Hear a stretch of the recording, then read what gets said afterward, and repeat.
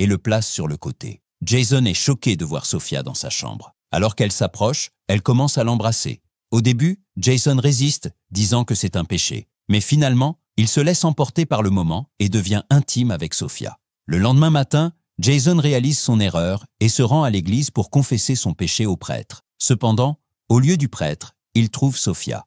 Elle s'assoit sur les genoux de Jason, l'embrasse et devient une fois de plus intime avec lui. Une semaine plus tard, Jason rentre chez lui pour le week-end. Après un long moment, Sarah lui envoie un message l'invitant à une fête. Après le départ de Jason, Sofia s'apprête aussi à quitter l'école lorsqu'elle voit sœur Rebecca parler à un prêtre d'une autre école. Ce prêtre connaissait bien la véritable sœur Sofia et en discutait avec Rebecca. En entendant cela, Sofia panique, craignant que son secret ne soit révélé. Elle se dirige rapidement vers sa voiture. Mais lorsque Rebecca l'arrête, Sofia invente une excuse sur la santé de sa tante et s'en va. La nuit, Jason demande à son père l'autorisation d'aller à la fête de Sarah, mais son père refuse.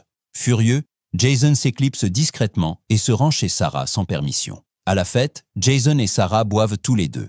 Puis, Sarah emmène Jason dans une chambre et commence à l'embrasser. À ce moment-là, Jason se rappelle de son moment avec Sofia, ce qui le fait hésiter à être avec Sarah.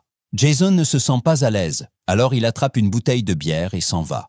Lorsque la police le voit tenir la bouteille en public, elle l'arrête. Mais à ce moment-là, Sofia arrive et dit aux policiers que Jason a des troubles mentaux. Elle les manipule habilement avec ses paroles et parvient à faire libérer Jason.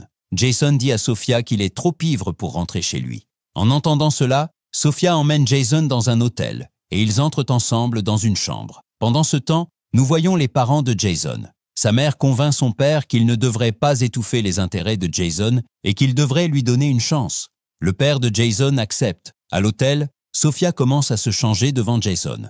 À ce moment-là, Jason réalise que Sofia l'a surveillé tout ce temps. Il se met en colère contre elle et refuse d'être à nouveau intime. Il laisse Sofia seule dans la chambre et s'en va. Le père de Jason, qui le cherchait, finit par le retrouver. Il s'excuse pour ses erreurs et dit à Jason de poursuivre sa passion pour le chant.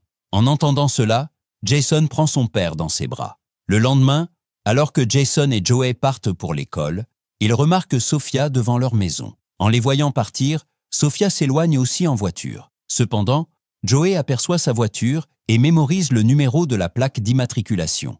À l'école, Joey commence à enquêter sur le numéro de la voiture et lorsque les détails apparaissent, il révèle quelque chose de choquant. On découvre que la voiture est enregistrée au nom de Sofia. En voyant cela, Joey comprend que la personne devant leur maison ce matin-là n'était autre que Sofia. Pendant ce temps, Jason retourne dans sa chambre et trouve Sofia inconsciente. Il lui fait du bouche à bouche, ce qui la ramène à elle. En voyant le jeu de Sofia, Jason devient furieux. Lorsqu'il décide de signaler Sofia au directeur, elle le fait chanter en le menaçant de révéler tout ce qui s'est passé entre eux. Jason est démuni. Dans la scène suivante, nous voyons Rebecca ramener Sarah en classe. En voyant cela, Sofia se met en colère contre Rebecca, mais celle-ci la réprimande et s'en va. Le retour de Sarah fait perdre le contrôle à Sofia. Elle s'introduit dans la salle de bain pendant que Sarah prend sa douche et la tue. Plus tard, elle prétend qu'il s'agit d'un accident. Le corps de Sarah est envoyé pour une autopsie. Joey trouve tout cela très suspect. Jason confronte Sofia, l'accusant de la mort de Sarah, mais Sofia nie tout. Elle le fait ensuite chanter en lui montrant une vidéo intime et le menace. Si Jason parle pour défendre Sarah, elle divulguera le MMS. Le lendemain, Jason et Joey rentrent chez eux avec leur mère. Pendant ce temps, Sofia quitte également l'école, prétextant la mort de sa tante. Ce soir-là, alors que Jason sort dîner avec sa famille, Sofia les rejoint. De son côté, Rebecca découvre que Sofia n'a jamais eu de tante. Au même moment, Jason raconte toute la vérité à Joey. Tous deux décident alors d'enquêter sur la véritable identité de Sofia. Rebecca confronte Sofia et lui dit qu'elle sait tout. Elle n'est pas la vraie Sofia.